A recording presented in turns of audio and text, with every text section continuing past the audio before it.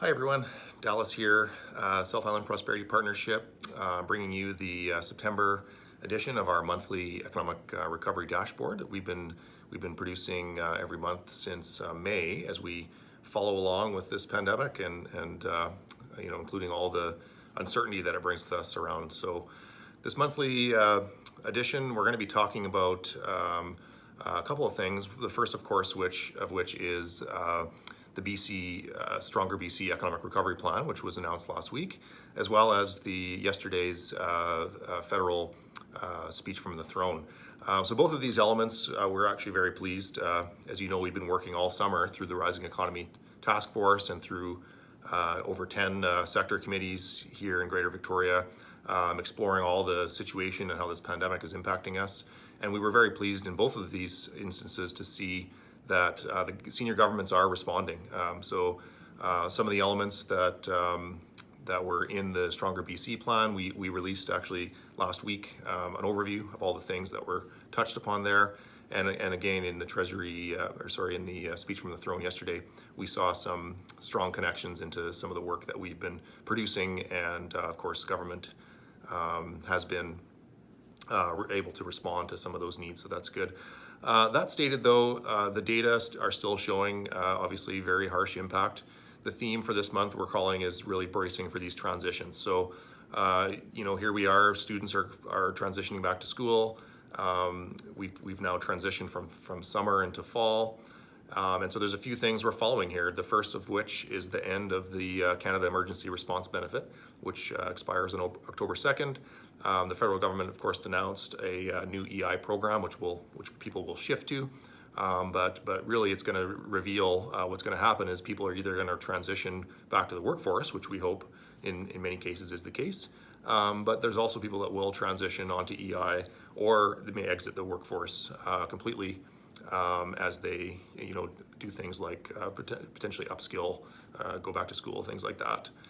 So we'll see what happens there. The second one is really the end of the outdoor weather, right? So what's this going to mean for restaurants, for retailers, for tourism companies that were able to capture a little bit of increased activity domestically over the summer?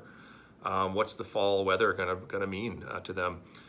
This will hopefully be offset by some of these programs that BC government announced. The $10,000 top up for tourism businesses.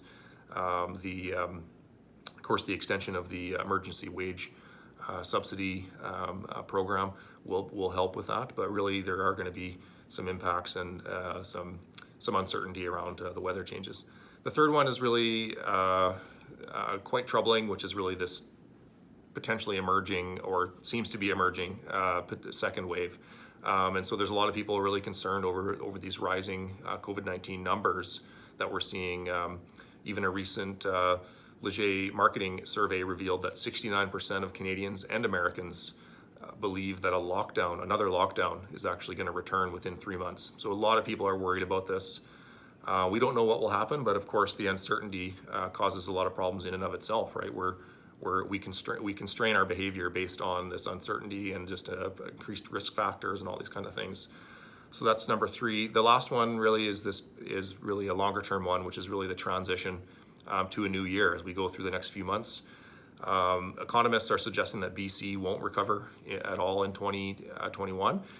Not until 2022 we'll see a recovery. So we're going to estimate, or they've estimated a GDP drop of 6.1% in 2020, and then a 4% sort of partial bounce back, up to 4% next year in 2021. So it'll get us part of the way back to a recovery, but still, obviously, the big questions are looming. How long will the pandemic last? When will a vaccine be available and deployed? When will the Canada-US border reopen? How many businesses will close for good? What will increased vacancy rates in our commercial centers, like in our beautiful downtown? What will this mean to us? Are these strong real estate numbers that are showing in the dashboard here, are they a sign of true recovery, or are there a number of other factors like pent-up demand, like low interest rates, or even dormant capital that needs to be put somewhere that are driving those numbers?